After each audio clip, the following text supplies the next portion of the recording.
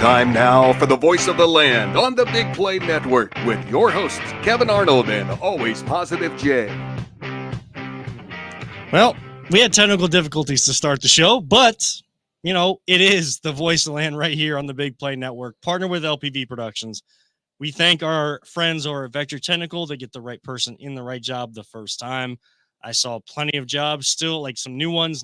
They actually created some new signs. I was over there. I had to get some stuff at Lowe's because we were putting in a ceiling light over the weekend and trying to get the house ready for Lincoln's first birthday party coming up next weekend. So not this weekend, but next weekend. But look, we only got so much time, especially with an 11-month-old taking up much of our time. It's very difficult to get tasks done. So got some projects done over the weekend, and something else happened over the weekend, and that is Cleveland won a championship. I know that not a lot of people have mentioned this. I know, like, face masks are just so important, guys. Like white from black or white from gray. I'm colorblind. I don't really care. I don't even know what you're talking about. The Browns announced today that did they? They're switching back to the white face mask. Good for them. Good for them. That's all we're going to do to talk about it. But we need to talk about the Crunch winning the MLIS Championship, the 5th championship in organization history, the 2nd since their return. And we are joined right now. We're going to have a couple players on, but we're going to start with the man in net, the goaltender for the Cleveland Crunch. That is Marijo Musa, friend of the show. He's been on here several times. Marijo, still relishing in the championship celebration, I would assume. Yeah, absolutely. It's hard not to, it's definitely a memorable weekend. So it's still running through my mind fresh like it was yesterday. So absolutely. Now, do you still have a hangover from the party that after this? Oh, believe it or not, no. I didn't go too crazy because I had a flight in the morning and had to work obviously Tuesday. So it was going to be a miserable day. So I had to cool it off a little bit. Nice. What was the celebration like? Whoa, that was loud. Like we said, technical difficulties. Technical difficulties all night long. But what was that celebration like? I know you guys went back to the hotel and saw some video, especially with Kevin Blackwood. We'll get to him here in a minute. But what was that celebration like for you guys? It was awesome. I mean, first and foremost, before we even went back to the hotel, we went to the hospital to visit him, just to make sure he was doing well and, in good spirits and everything like that. So that was kind of the kickoff to our celebration. We wanted to bring him the trophy, and obviously he was a huge part of our season. And, without him, we definitely wouldn't have won it. So, we wanted to make sure he felt that and felt important and everything, because he definitely deserves it. And then, we just went back to the hotel and, started popping some of the champagne and, spraying it all over the place. And I think that's the footage you guys may have saw. And it just kind of kept rolling from there. You guys had an excellent weekend. And I think the story that may have gone unnoticed with you guys is defensively, the amount of depth you guys brought in this season right in front of you and in front of Connor and Liam when they were in there as well. Defensively, I mean, 2 high-powered offenses in Grand Rapids and Omaha, and to basically keep them shut down. I mean, there's always going to be those weird bounces. Goals are going to be scored in indoor with those walls. Talk about your defense and how it developed over the season and became one of those strengths that I don't think a lot of people really talked about. Yeah, definitely. I mean, that's one of the things that I brought up at the beginning of the season to these guys, and especially the newer rookies like Omar and Brian and some of the guys that were sprinkled in throughout the season. When we look back on year one, that was the best defense we've had in the last 4 years. And I told them, if you guys want to lift the trophy at the end of this year, we need to get back to that identity. We know our offense is deep and it's going to take us, score goals and everything every single game. We're going to have a lot of goals, but if we're not defending, what good is that? So, that was the main focus, at least from my end, making sure the guys in front of me are playing at a high level, and the rest will take care of itself. Like I said, we have a deep roster, thankfully, so we weren't too worried about it. But defense was definitely the identity we needed to have. And offensively, you mentioned you're always going to have that firepower, but the injuries did happen in the championship game. Of course, Admir goes out with the soft tissue injury. I believe it was the quad injury, kind of tweaking that again, and then what was rough especially to watch, because I mean the camera zoomed in, and I know you guys took it hard as well when Kevin Blackwood went down after scoring the opening goal. What did you guys? I know there was a time to kind of collect, to talk, as they were getting him over to the hospital, getting him with the right medical personnel. What were those conversations like as you guys were getting set to go back out and play between two powerhouse teams with you guys in Omaha? Honestly, the message was just do it for him. Because obviously going into the weekend, we were just like, hey, we want to win. We worked so hard to get here.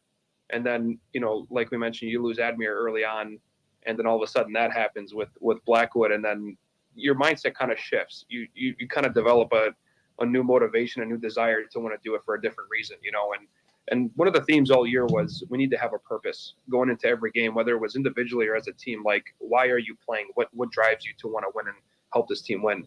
And when that happened, everyone was on the same page. We all looked at each other and just said, look, forget the score, forget the fans, forget everything else. There's one of our brothers, just went down with a very, very bad injury. And, we need to do it for him. And we told ourselves, keep her cool, don't retaliate. We need to focus on the game because there was still plenty of game left to play. It's not like it was the last 5 minutes of the game where you can just kind of close it out.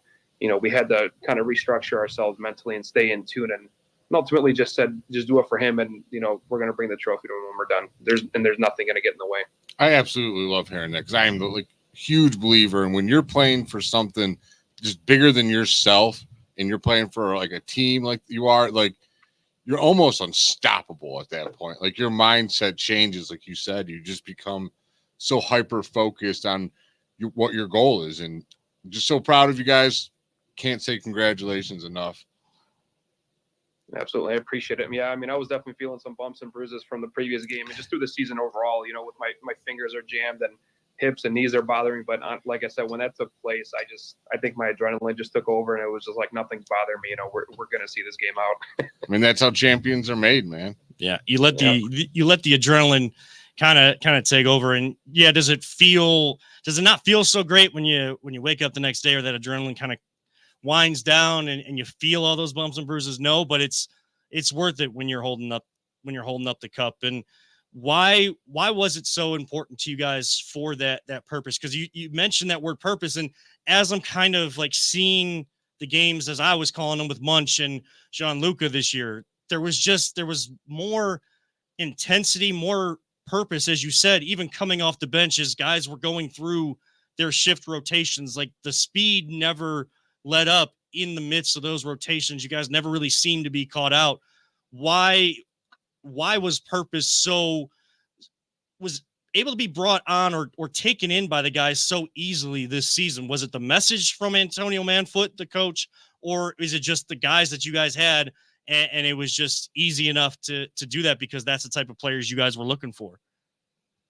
Yeah, no, I mean, I think there's a few things. I think first is, the bad taste in our mouths that we had from last year, the way we lost to Omaha.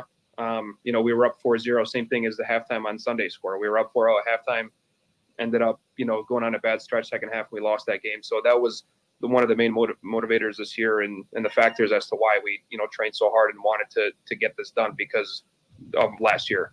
And then second was we understand the opportunity we have. We have a lot of older and experienced guys, and the roster could look very different next year or in 2-3 years, whatever it is.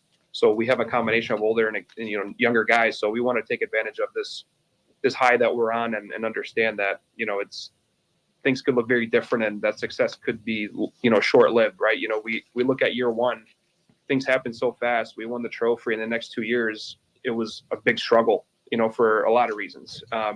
So winning it this year was important, and we already know next year, it's not guaranteed for anyone. So, those are definitely a few of the other factors there.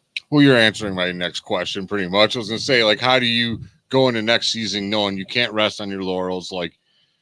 You've already witnessed this. It reminds me of the Patriots when they won their first championship, the Super Bowl. The next year they lost. They weren't even, I don't even think they were in the playoffs because they just thought they were going to come back and be the best team, and then they weren't as desperate to win that championship, and it taught them to be like that. And now you guys have that same mindset because you felt what it was like. You won it, and then 2 years in a row you didn't, and it sucked.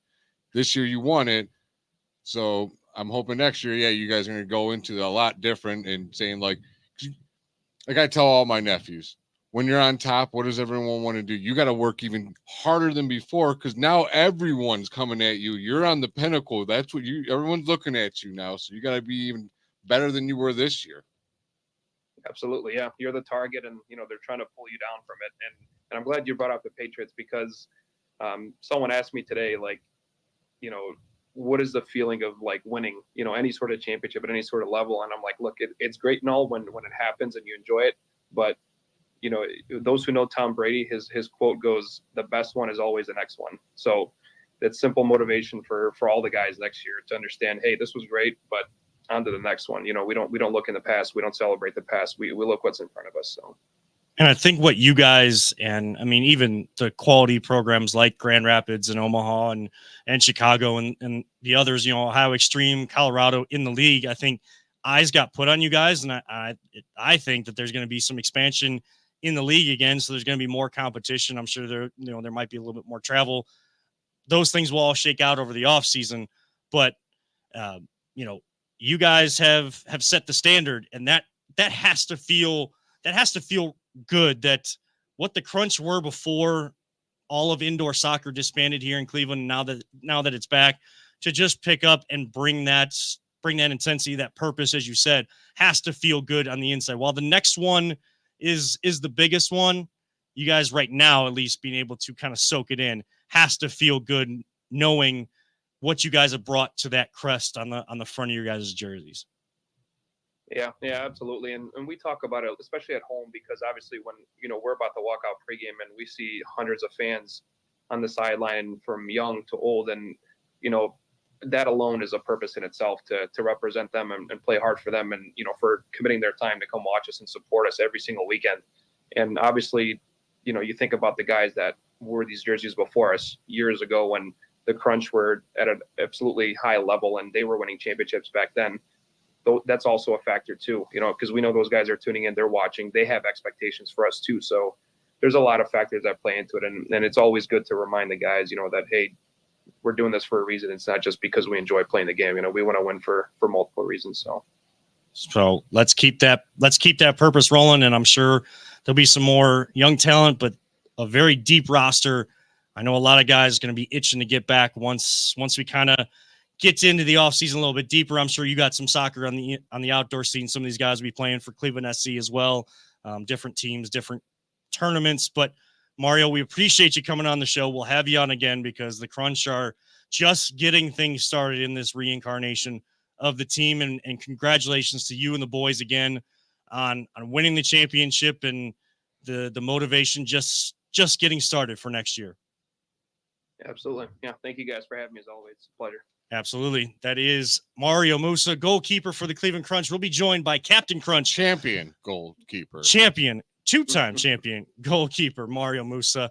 And we will be joined by two-time champion, Captain Crunch, Dave Jordan, another friend of the show, on the other side of the break. This is The Voice of the Land right here on the Big Play and Beyond Air podcast networks.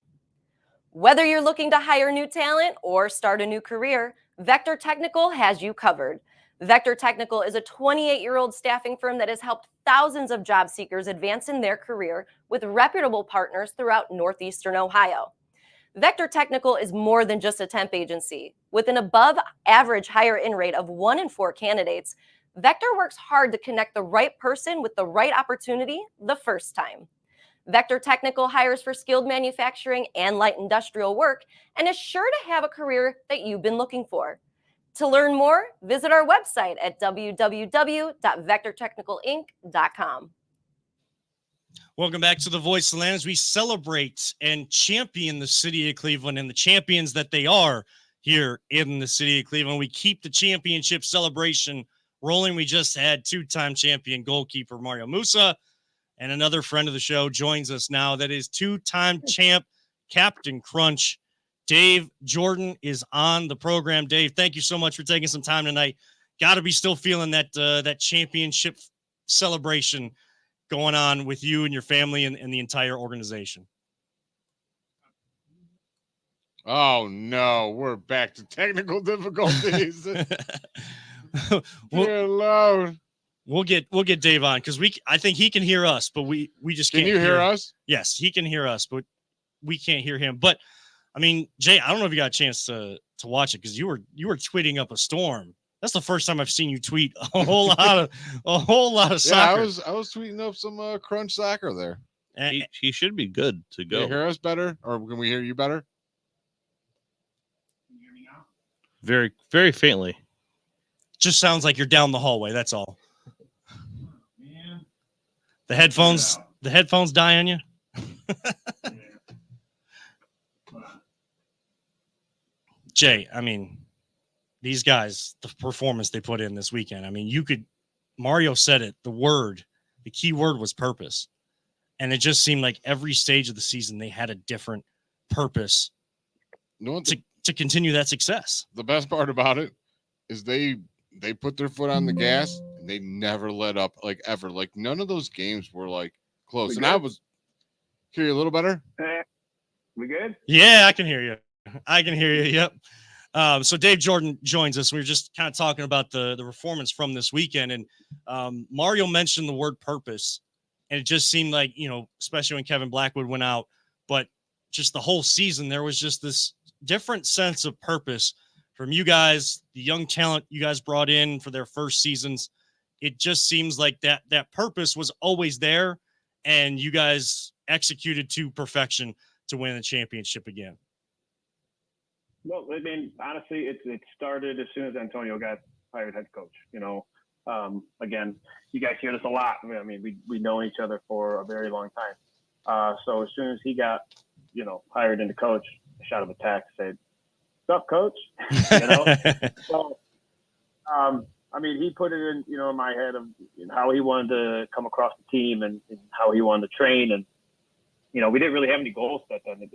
I mean, honestly, the really goal was, how are we going to run this team strategically, and that's, honestly, Antonio coach brings in his strategies from M1 from all his years.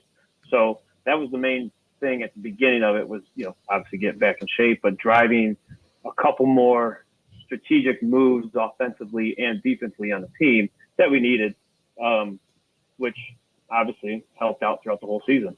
When we started winning, I think, like 3-4 games in, we decided that the goal is obviously to win the league, and then the goal is actually to win the championship. Once we started getting those strategic pieces in place and do them of every practice, it kind of comes, it's one of those muscle memory things. So that was pretty much the start of how we got the season and how it became the national championship ending season.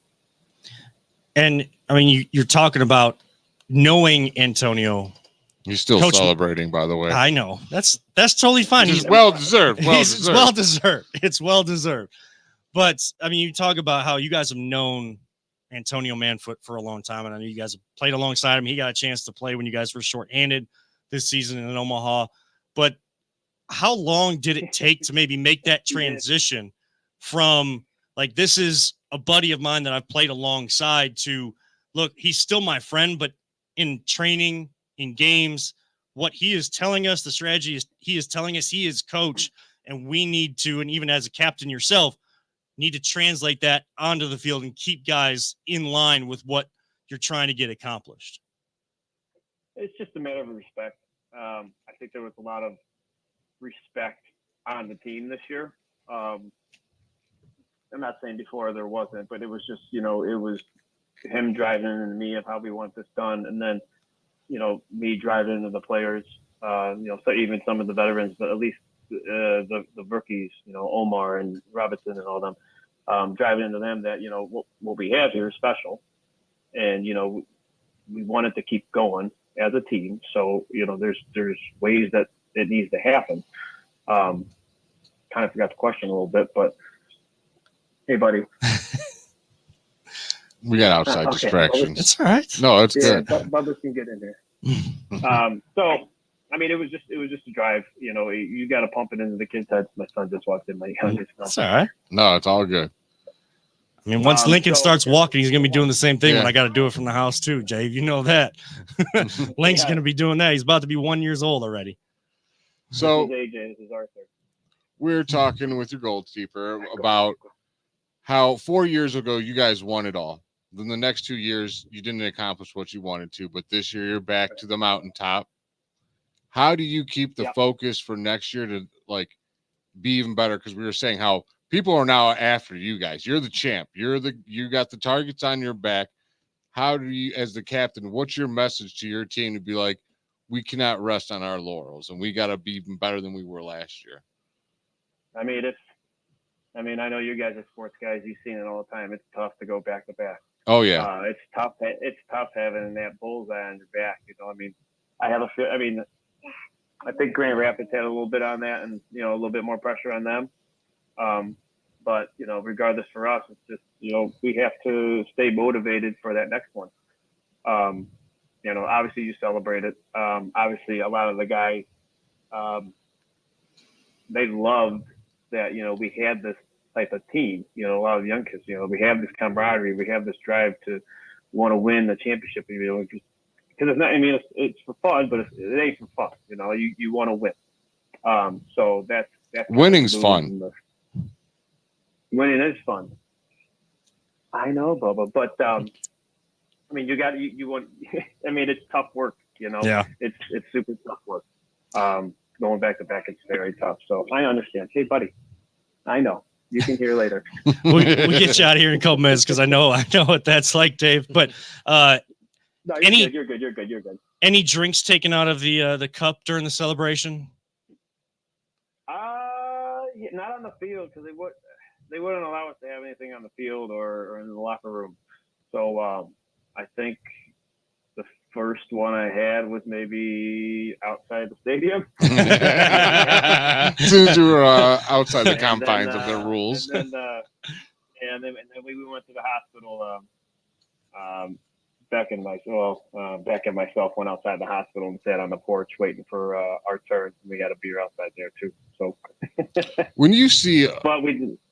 Sorry, when you see a player like I can't think of his name. Forgot the ankle injury. I'm drawing. Blackman. Thank you. When you see him get like a terrible ankle injury like that, how do you keep your focus in that game?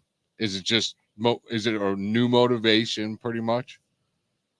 I mean, props to Kevin. I mean, you guys, you saw what happened to his ankle, but I mean that boy, he's been dealing with like a back issue for I don't know, a little bit, So that's what he was most concerned about, and I mean to go down like he did, yeah, obviously it's horrible, because he was already playing hurt, and then this happened. So and he plays he's like a bulldog, man. That dude is tough. He's a hockey player playing soccer. I swear to God. Yeah. So I mean, when he goes down, obviously it's a bad moment in the time. But after, I don't know if you guys saw, but there was a lot of commotion on the field after that. So once that broke free, and you get everybody settled down, and you get Kevin settled down, it's just, it goes back to a saying that I said to guys before. Like, I was in the room sending a WhatsApp message to the whole team, and it's like, we deserve, or not deserve, or we need to be motivated, and people need to step up when the time has come. That was even before that. So, and it happens in a game. It sucks, but you're a team. So what does the team got to do? You got to stick together. You got to come out and face adversity, and you got to do what we're good to do. And I'm sure that was a special moment in the hotel room. I don't want to make light of any sort of injury, but when you guys had like his picture and stuff with the cup and stuff, almost felt like he died. It felt like a memorial on the field, the way that it looked. But I mean, that moment had to have been special, bringing the cup to him, you guys playing for him, and the additional celebration you guys got to have with him in that hotel or in the hospital, and lifting his spirits as well as your guys' spirits being lifted as well, being able to see your teammate and know he put in as much as he could this season, and you guys did the same for him and for each other. He did. I mean, he kicked off the scoring for us, so first goal of the championship. I mean, that's huge. That's a huge tone setter, because, at the beginning of the game, we know Omaha's a good team, and, we know we could press them a little bit, but they're good at counterattacks. So if you press a little bit, they get a counterattack, boom, they score 1-0. So it's a huge momentum when you get that first goal, especially in the championship game, which brings our spirits up. And like you said, and I said that he was playing hurt, but you know, he did all he can do. It sucks it happened, but he did what he needed to do. And I told him that in the hospital, you know, and I told him that before he left to go in the ambulance. I said, you did all you can do. So we're going to do more for you. Well, the only thing that's bothered me about this championship is where's the parade for you guys? Like, what the hell's going on here? I need a crunch parade.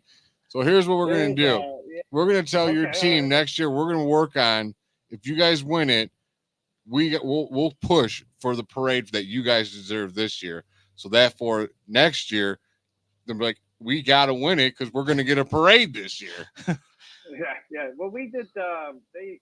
I forget the name, but they got us in the. Willoughby had a parade for something in the summertime, so we got in there and everything. We had one of those the rocket ship, driving us around, stuff like that. So that was fun, you know.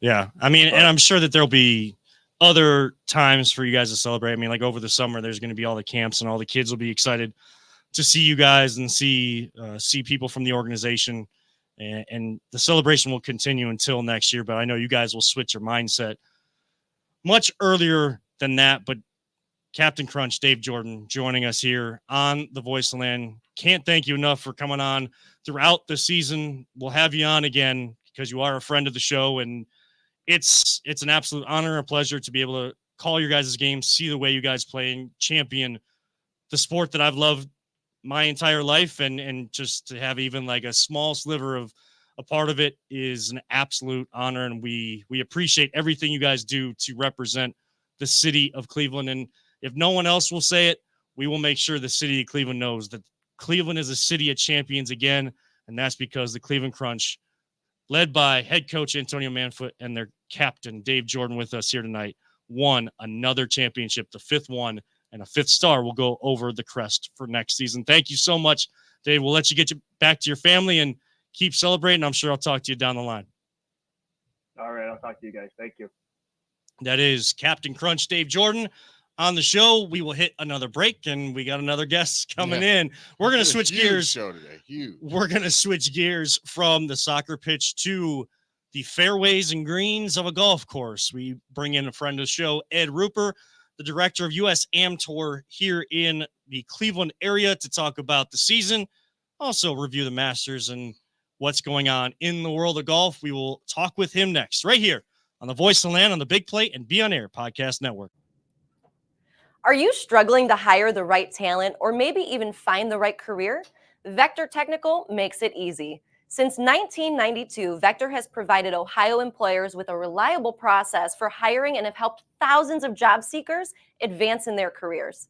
Vector Technical is more than just a temp agency. We invest time to get to know each client and candidate personally.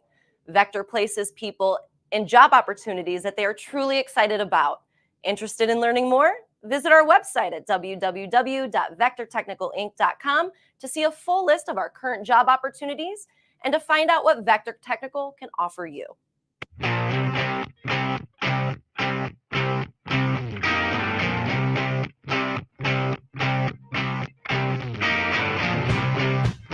Get your gear at voiceoftheland.com/shop. Welcome back to The Voice of the Land. I'm Kevin Arnold. He is always positive, Jay. Peter Tellup, our producer extraordinaire on the other side, working us through some technical difficulties here tonight. We are just a loaded show of guests here tonight. We switch from championing our Cleveland Crunch, our national champion Cleveland Crunch for the MLIS in 2023-2024, over to the golf scene, and we champion our friend of the show and the US Am Tour, the US Amateur Tour, especially here in the Cleveland area. That is Ed Ruper. We bring him on all the time to talk golf, and we are ready to talk some golf with you, Ed. We appreciate you coming back on the show once again. Hey, thanks for having me, guys. I appreciate the time. So the US Am Tour, before we get into, Masters review, stuff like that, how can, if people are looking to get involved with it, where can they go? We'll kind of bookend bookend our time together with that so that people get the information if they're tuning in and out of the show. How can people get connected or become part of the USAM Tour? So you go to the usamtour.com website, and we do have a tour membership. And from there, you join the tour membership, and you're able to join different cities. And being part of the tour actually allows you to play on any tournament that we have across the country. Right now, we have over 32 cities and over 8,000 members. So very proud of it. We are the largest amateur tour in the country right now. And I mean, hey, Cleveland's always doing big things, so why not be the biggest piece of the tour? Ed, I know you probably watched the Masters over the weekend, the kickoff of the major season in professional golf. Scotty Scheffler is he's that guy on a different level, but I've heard so many people say about Scheffler, he's not drawing the viewership like Tiger used to do it at his peak, and there's not that guy that's doing that. Why do you think that, there isn't that guy that's drawing him in, even though Scheffler is probably the best? He is rated the best in the world and has definitely shown that in majors as of late, but just not bringing that draw, the average fan, bringing him back to the Masters. Well, I mean, you guys know about the fracture in golf right now between golf and live. Yeah. And Scotty's just not that flashy guy. I mean, he's consistent. He's good. He plays. Now, I'm going to say I'm from Texas, so go Horns. Yay, go Texas, right? But, Sure. He's just not flashy. He's he's like an ordinary guy. So, he's just nobody that jumps out at you. That's all. And I think in some respects, golf misses some of the characters, and actually a lot of the characters with the live. So, PGA is a little bit boring right now. Like Koepka, he's in the live, correct? And that dude's definitely a character. Man. Oh, he is. I could be friends with him. I really could. Who is he? I forget who he has beef Full with. Swing on Netflix. I could be friends with him. Is it DeChambeau that he has like beef with or something? Yeah, but they're like buddies now. No, it was better when they were like enemies. $100 will make you friends, Yeah. Yeah. What do you think of this fracture in the world of golf? And we know where the money is coming from to get these guys over to live, but we see the money that they are getting, and if most 9 out of 10 people, if they tell you that they wouldn't take that money, I feel like they'd be lying, because everybody could always use money and to help their financial standing, where they are, where they're living, stuff like that. You can't fault them for taking money, but where do you stand on all of this? And do you think there's ever going to be like this come together moment, both PGA and live, now they come back together? Do you think that's actually going to happen like it's always talked about?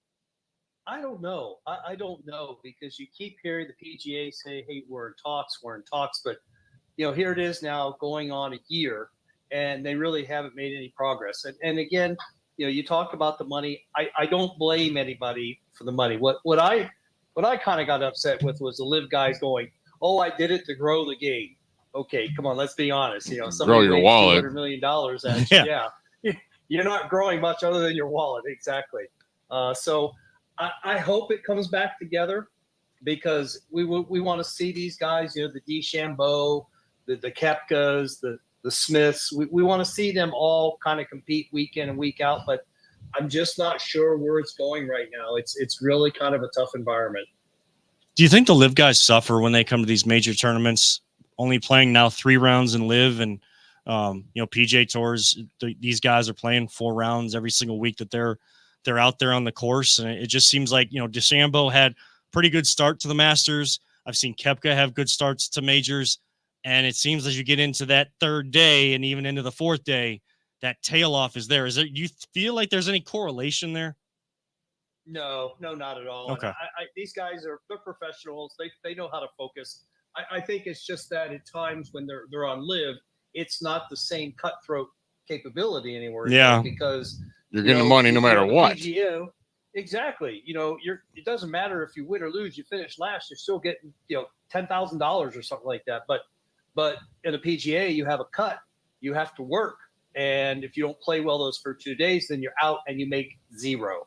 So no, I think these guys, especially the high-end guys, are professional enough that they've got that extra gear. They got that mentality that they could do that if needed. So that's what my next question was going to buddy off his is, I wonder if that mentality, because you heard how the Cavs, they were back in the day, like, can you hit the switch? And they're worried about this brand of the Cavs. Do they have the ability to hit the switch without LeBron? And can these players go from that mindset, like, I can win, I can lose, whatever. At the end of the day, I'm getting paid millions, and then go right into a tour and be like, all right, I got to hyper focus this whole time, and constantly going back and forth from that kind of mentality. Do you think it affects them in a way? It probably depends upon the golfer, but if you look at like Koepka, I mean, the guy is a killer when it comes to the majors. Yes. So he gets that uber focus that says, I'm in it for the majors, I'm going to do it. So there's definitely that mindset with some of them, whether or not all of them can do it, but definitely seen it in Koepka. So I tend to believe more that they can do it than they cannot do it. Now here's I feel like the majors are the majors, and they don't even need prize money. And I think those guys are going to battle like no matter what, because the majors. It's what the nostalgia of them over the years. When you're playing in all the regular tournaments, do you think, is there like a drop off from that? Like, they're like, I'm here, whatever, I'm a millionaire. I made so much money on my other tour. Or are they still like, you know what, I'm a competitor, I still want to win? Or is it just go from golfer to golfer pretty much? I think there's still the drive to win. I mean, we all have the drive to be the best to win. We want to stomp on your throat. We want to make sure we win. And I still think that's there no matter where they're playing.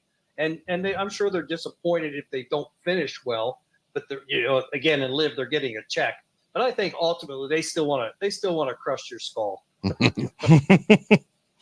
Well, Ed, that we've talked in the past about how I wanted to take up the game, and we mentioned that I did take a step closer to taking up the game of golf. Like, I understand the game of golf.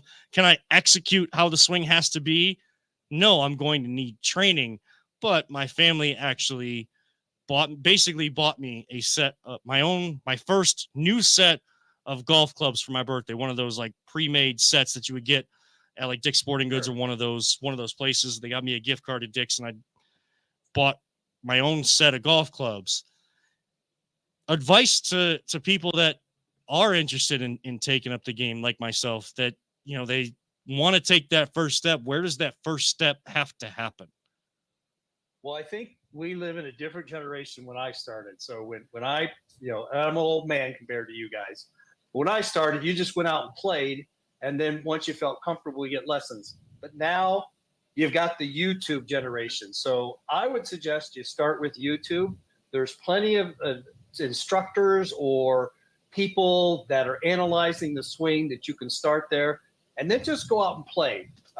Don't worry about the technical piece at this point, because I think what you need to do is first kind of develop your own swing, and then once you've developed that and you've got some consistency, I mean, really, that's what golf is about, being able to consistently execute the swing the same way. I mean, you look at like Jim Furyk. Jim Furyk's teacher, his high school golf coach, told him he'll never amount to anything. Now he's like a four-time major winner. Mm-hmm. So it's just a matter of, can you execute the same swing over and over again? And once you've done that and done that consistently, then I would say go see a professional and then start getting some lessons, because it's really tough to try to take lessons out of the gate if you haven't tried to develop your own style. That's great advice. I'm like soaking. I'm like, yeah. I know. Like, I have a set of golf clubs. I have used them once on Father's Day, and I just don't want to go golfing with people because they're way better than me, and I don't want to embarrass myself. So I would say, Kevin, go golfing with me. And I'll join you guys because I'm not very good either. And I'll say one more tip. We need to go to a Metro Parks course where there's no houses. I saw you on one of your podcasts. You're talking about you want your own golf outing. So I did kind of see that not too long ago, right? Yeah. I would you love to gotta do our play own. in order to have your own outing. Come Yeah, on. I mean, I don't have to play on my own outing. I got to be the host. Ed, it's That's actually what I'm great at. Ed, it's always about Jay. You know, Kevin's going to be the one playing. he it. just put the positive in there. It's always about Jay. That's he just fit the words around to come up with a moniker, always positive Jay. But you know, Ed, I mean that really is great advice. Is there what Jay was just kind of saying though, is there that intimidation factor that you feel like maybe pushes people away from going and trying to learn the game of golf at their pace, at their rate?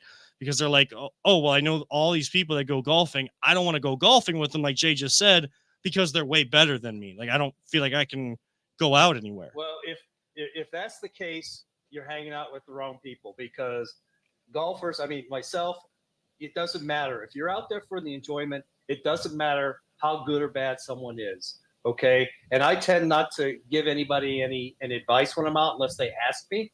But it's just a matter of just go out, enjoy the company, being in the outdoors. And that's to me, when you first start golfing, that's number one. So this is what we need to do. All of us I'll go go golfing with you guys if you All want. right. Exactly. And here, you said you're not going to give advice until asked. Give me all of the advice nonstop. Keep critiquing me. I want to be good. Like, I'm so competitive. I hate sucking at something that I'm doing. It drives me crazy. Richie, we need to get back out there though on one of your tours for sure, because we checked out Greyhawk. I remember that. You guys know you're always invited. You know that. So Yep. Well, we'll have to get a one we haven't gone to yet, because I like to see Yeah, all the new ones. I know it didn't come together last year, but you know, having a new kid and everything. I still hear pitter patter feet at your house. I think Yeah. that didn't come about, right? Yes, yeah. So I mean, he's about to turn 1 on May 1st. We have, you know, families are 2 hours apart, so we're gonna have a birthday party up here at the end of April, and then Congratulations. That's great. yeah, another birthday party with the family. And since now he's getting old enough, you guys can all come out. You know what I'm yeah, saying? yeah, we just got to get him. He won't let go of stuff yet. Like, he wants to walk, he just won't let go to try it, you know, to try it on his own. I mean, and it's kind of me with golf. Like, I've wanted to get into it. I just haven't, you know, let go and just let myself get into it and experience it, because I always love watching, and I'll watch it whenever I can. And I understand what they're trying to do, the whole concepts behind it. It's about the actual, can you do it? Just like Ed was saying. I just want to beat my dad on Father's Day. We'll arrange some range time, maybe do a couple range sessions, and then after that we'll arrange to go out and play 18. Do you ever go to the Top Golf over there on 480? Do it all the time. I'm like literally on the other side of the bridge, so I'm ready whenever you are. We know the entertainment factor of places like that. I've always wondered, from like an actual golfer's perspective, are there benefits to working on your game by going to a place like that? No. Okay. No, it's all for fun. We go out there every year with my golf league. It's kind of our winter thing, and we just go out to goof off. We don't go out to try to work on a thing. We just go out there and have fun. I mean, if we were going out there and we were swinging, you could still see like, hey, do this. You know what I'm saying? You could. Oh, yeah. Like, for very beginners like me and Kevin, I think that would be great. But, yeah, but just going to the range is going to be a lot more affordable than going to Top Golf. This is true. Well, you know, we're talking about in the sky is very, very accurate there. Yes. Yeah. That's our AI system, Ed. You know, Peter, he never wants to be on camera. So we basically turn him into an AI system on the show anytime he jumps in. Yeah.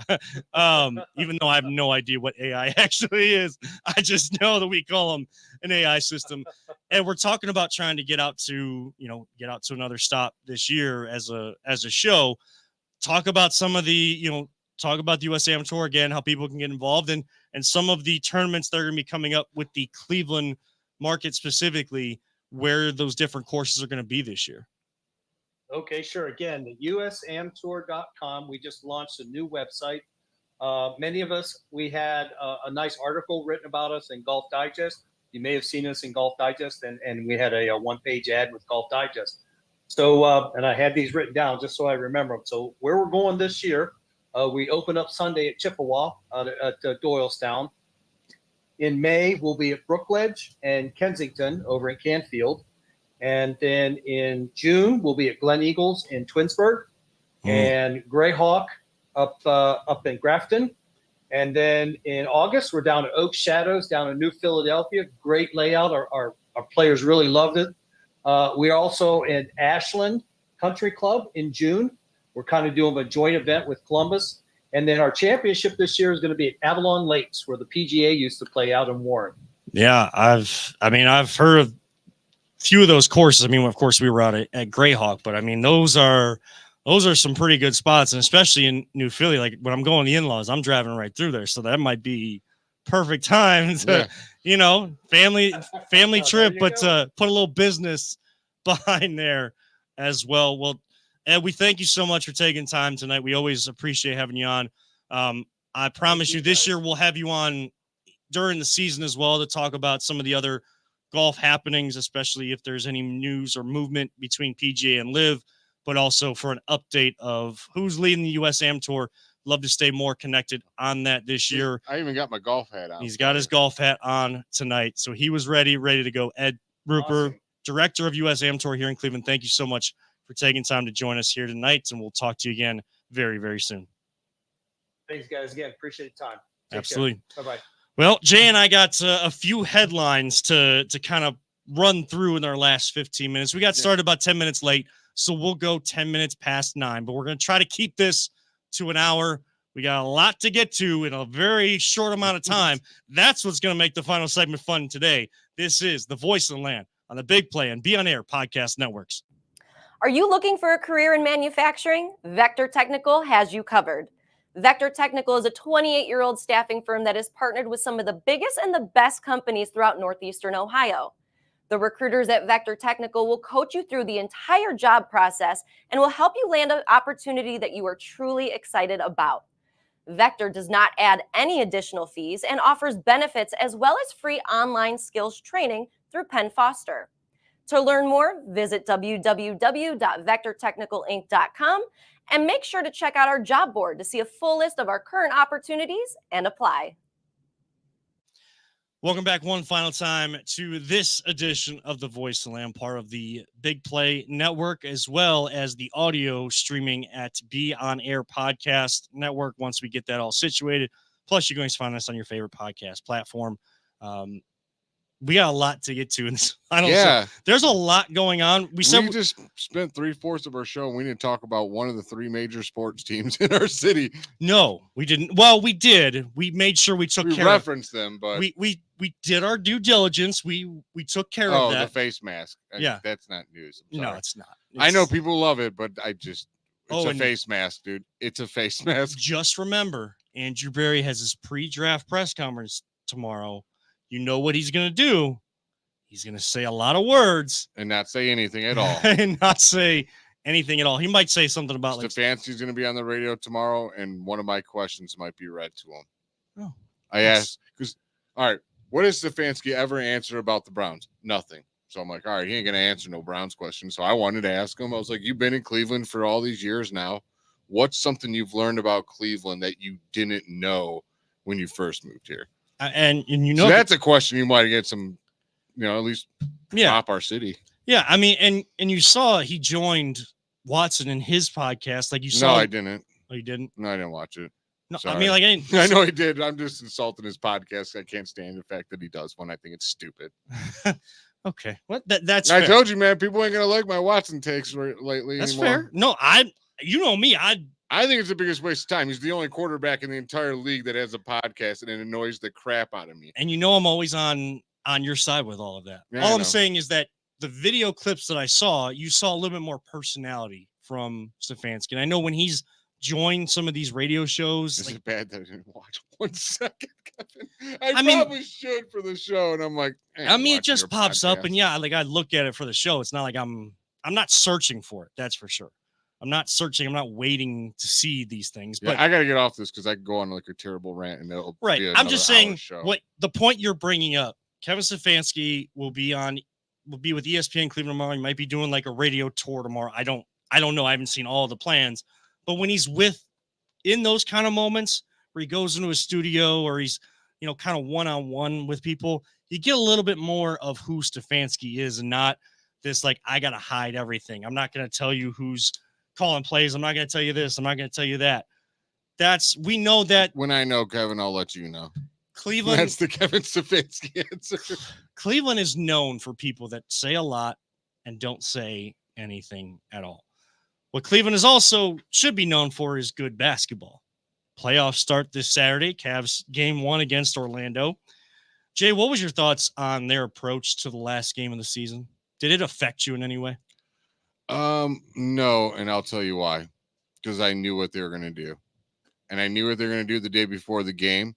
And the Charlotte were plus $700 or $700. And I may have wagered a nice amount of money. And I may have won a nice amount of money because the Cavs, I knew what they were going to do. I'm like, they're not going to play anyone. It's the last game of the year. They're going to rest everyone. You got Donovan Mitchell, whose knee's killing them. Yeah. Like, I'm like, no one's going to play. What do you, if this, I now separating myself from my bet, I thought it was kind of chicken bleep, to be honest with you. I thought they probably should, in my opinion, probably wouldn't change had not the Browns did what they just did in the playoffs. And I'm like, all right, because I said before, I was like, I don't think it's that big of a deal. And it was. It was a huge deal. Yeah. Momentum's big. So right now, let's just hope that the momentum starts the game 1. If this team wasn't playing, and I'm not saying they had to be the winning 18-20 team that they were before guys started coming back from injury just before the All-Star break. But if this team was even a semblance of that team after the All-Star break, I don't think as many people would have had a problem with it. The bad look is when you're winning the game, but you stick to your plan. You take the starters that you were allowing to play, the main rotation guys you were allowing to play in that game. Your plan was to sit them in the fourth quarter, but you're winning, and New York's kind of battling with Chicago. Milwaukee's losing. You could bump yourself up in the league and have, you get to the 2 seed, you got more home games. Now, we know that with New York winning, they would not have gotten to the 2 seed. They would have been the 3 if they would have won. Avoiding teams, whether they're avoiding teams or not, I didn't have a problem that they're trying to rest with all the injuries that they've gone through and trying to make sure that these guys are healthy. And then this week, I know that they're going hard in practice and they're ramping it up. Is it too little, too late? I hope not. And Orlando is a team that you should be able to beat, but how you're going to beat them is making the adjustments you never made in the Knicks series. And that is getting physical, not allowing this team to out-rebound you, out-tough you, because you already know that Orlando team has all of this on the bulletin board. This created narrative that the Cavs were going after Orlando because they felt like they could beat them. With what you're saying, the Orlando's definitely going to do that. Yeah. I hope that message is so portrayed hard to the Cavs that we're not avoiding teams. We did that for rest and solely for rest. And because if they think that, that's going to be really bad if the players think that these guys can't beat certain teams. You can't be naive enough or stupid enough to not know what is creating bulletin board material for your opponents. Sure. What I would like to see, I know what I want to see, and especially in this series, the Cavs better be telling JB, the coaching staff better be telling all of the players, look, they're going to use that. They're going to come out like gangbusters, and they're going to try to take game 1. They're going to try to take our soul like the Knicks did. Put a target on our back. Embrace the target, and push it back to the other side. Like their bulletin board material, them thinking that they can use that against you, that should be your bulletin board material. Don't allow that to happen. There's going to be tough moments. It's going to be possession by possession. It's not going to be easy. This Orlando team likes to slow things down. You know how you combat that? Get up and down the floor. As soon as a basket is made or missed and you get a rebound, get up and down the floor, because you can break the metal of an opponent that just wants to slow things down. I know the playoffs are slowed down half-court basketball, but why? Who says you can't change that narrative by playing up-tempo? Do the opposite. Establish your pace, your mentality in the game. Game 1 coming up Saturday at 1 o'clock. Game 2 will be Monday at home at 7. Game 3 will be Thursday in Orlando, the first time they go down to Orlando at 7 o'clock, and then they'll come back.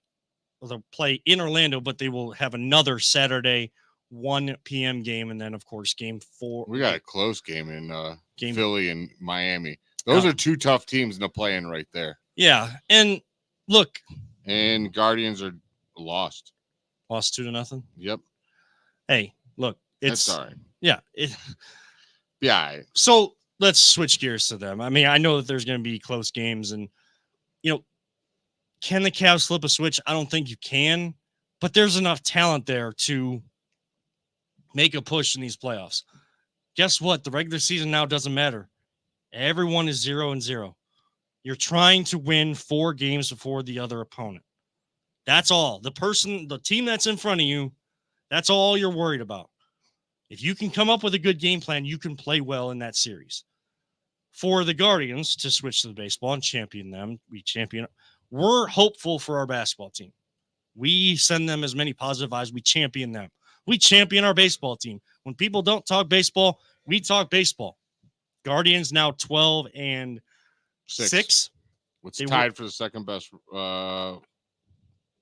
half game out of the best record in the AL right now, And that's behind good. New York But with like 1/8 of their payroll.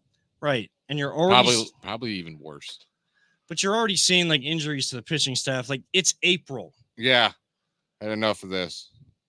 Look, it's great I'm glad so many people are talking baseball because they're getting off to a much better April start than we typically see here in Cleveland. Mhm. What I don't like is that the people that are on the ledge with us right now, that we will support the baseball team, When they go bad, when they have their lows, they're gonna the bail. lows, they're going to bail before the low even hits the low. And Oh. it doesn't feel genuine. Here it is. I love what Stephen Vogt is doing. I love what they are. Kevin, what did I point out to you that I love seeing when we first got to this thing? 2 kids playing catch outside. I was like, man, that's great to see. You don't see that a lot. We're baseball lovers, man. What do you want? Peter, you too. I see you not paying attention over there. No, he is. Nah. He has to. After I mean, I don't I have see to him. know when to We cut can't you see off. him. Look, this team is, and yeah, they're hitting home runs. Again, reality check. Every team goes through offensive lulls. I'm going to keep saying this on this show. The teams that will have success, if the Guardians have success this season, it is because they stem the tide on those rough moments sooner than other teams, the teams that end up losing close to 100 games, if not 100 games. I like that there's a bit of free swinging. It doesn't feel like guys are pressing at the plate. And this isn't anything against Terry Francona. It's just sometimes a fresh voice when you say things that you mean the same exact thing the last guy meant, but you mix the words up, you say it in a little different way. I mean, that just listen helps to what your coach just said rejuvenate about him. He's saying this team does not give up. They have fight in them like no other. Yeah. And that started 11 years ago with Terry Francona. His message is still here. You have But 27 you got outs. now a young guy just doing what he's doing, and he's starting off great. You have Terry Francona said it, and like you said, Vogt is continuing it on. There are 27 outs in a baseball game. In order for the game to end, I mean, yeah, you might go into extras, but for the most part, 27 outs. Until that last out is made, you continue to play. And guess what? Stephen Vogt also has said, you guys have played together for a while. Like, I'm not trying to change anything. You guys just go be you. I just have some tweaks and some different new age type stuff that I can help add to you guys. You know what's jumping off course and started thinking about this? How great is Terry Francona? How many times we say you don't want to replace the great, you want to replace the guy replacing him. With Terry Francona, you actually just want to replace him because that culture is so good that you could just slide right in there, and it is such an easy transition for Vogt. The reason why you don't want to be the guy that replaces the guy is because you know that, like, it's very hard to push away that you are going to overwork and overthink, overdo things to try to, like, say, like, oh, I'm here, I can do this great of stuff. You had this guy that was doing this great stuff. Now it's my way. We're going to do it my way. Yeah. And Vogt's not doing that. He's very smart about it. He's allowing the culture to stay there. And he's just adding. He's not revamping. He's adding. Yes. Is that going to result in this team making a run of the Central and no, the it playoffs? reminds me of it's I don't know if you're around watching football. Is when John Gruden was it John Gruden in the Bucks that won it? No, who was the coach before John Gruden? God, I'm so terrible with names. Wasn't it the guy that went to Indy with Peyton? Yeah, and I can't think. Tony Dungy. Thank you. So they were Warren Sapp always said, like, we had this kitchen, right, and it was just a mess, and it was just crap everywhere. Tony Dungy came in, cleaned up the kitchen, got it operating, everything spick and span. We're ready to cook. Then he had to go, and John Gruden come in, and he made the cake. And that's exactly what Stephen Vogt's doing right now. Yeah, you want to continue. If you have to go in a different direction, you want to continue to build and not have to rebuild and like start from the foundation. Start the foundation from step one. Before we get out of here, be remiss if we didn't mention the WNBA and women's basketball. Caitlin Clark, of course, goes number one, the least kept secret in all the world. Yeah, and boy, oh boy, does she handle the attention so well and doesn't take it as like I'm queen, I'm number one. All that matters is me. You know what she's saying when people are asking her, as much as Diana Taurasi and some of these old. Don't even get me started on that lady.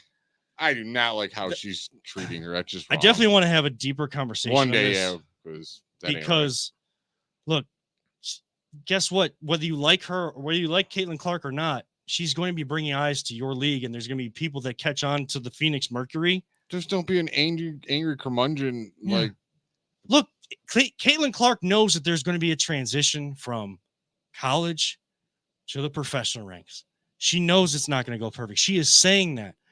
You know what she tells people when they ask her, what do you think you will be able to have success with in the WNBA? She doesn't go logo 3. She doesn't go like, oh, I can get to the basket anytime I want. I can shoot from wherever I want, however far out. Oh, she says her passing.